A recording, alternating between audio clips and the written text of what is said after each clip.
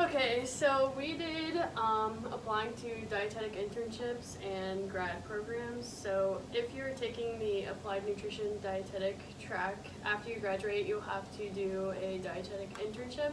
So kind of what to know about the program, they usually require about 1,200 hours of supervised practice and can be completed between 8 and 24 months depending on if it's full-time or part-time. Most of these internships you can find through universities or hospitals. They do range in cost from 0 to 47,000, but most of them are between 10,000 and 25,000. And you must also do the internship to sit for the RD exam and to become a licensed practitioner RDN. So a little bit about finding your program. You can search on the Eat Right Pro website by state and what type of internship you want to do.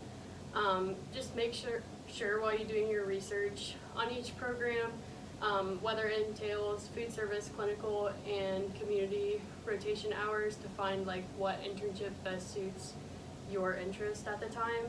And then it can take a while to do this research on each program, so start a little bit early, I would say, is your best bet. And then also, you do have resources here at OU, and if you have any questions or concerns about finding a program, or you just feel like you need to talk to someone because it's stressful, feel free to set up a time with advisors like Rob or Deb. They're really helpful and they're always happy to help get you through this process. Okay, so following up with what Sydney talked about, I'm going to talk about choosing a program. So on the Academy of Nutrition and Dietetics website, you can search for a list of programs by type, and if they offer graduate credits, distance programs, or study abroad options. A little bit about the distance versus on-site internship. With distance, you are given the task to find your own preceptors, which requires a lot of time and networking, but can be helpful if you cannot relocate or you feel like you do not meet all the requirements of on-site internships. Certificate program versus master's. This is another big question you have to answer for yourself. Do you want to be able to get your master's with your internship or not? By 2024, you must have a master's to sit for your RDN exam.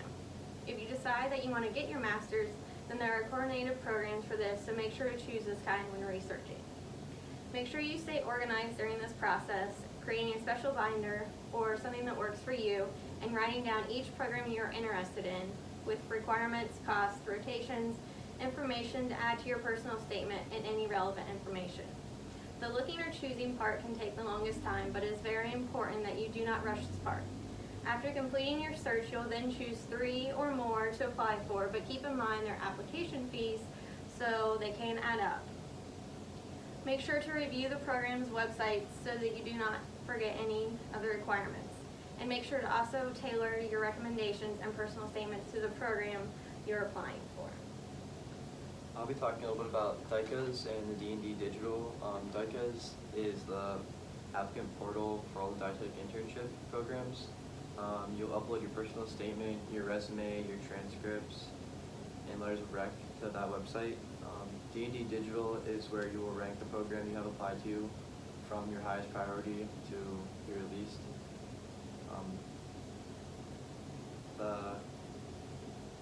Each institution has a $55 matching fee, and each program you apply to will probably have a separate fee as well. And students are able to apply between December and February, so don't miss that deadline. It can be really overwhelming, so try to explore the DICA's website ahead of time, watch tutorials, and this will make you feel more prepared. And also just ask like your peers or any mentors you know that have already applied for the dietetic internship and see what advice they can give you and help out. So some people may not necessarily decide to do the dietetic internship and may opt to just go to a graduate program. They do vary in length and price depending on the program and the school, and the GRE may be required for it. Most graduate programs require a minimum of 2 letters of recommendation, sometimes more, so it's important to start your application with plenty of time. The GRE, most programs do require it. You can take it either electronically or with pen and paper.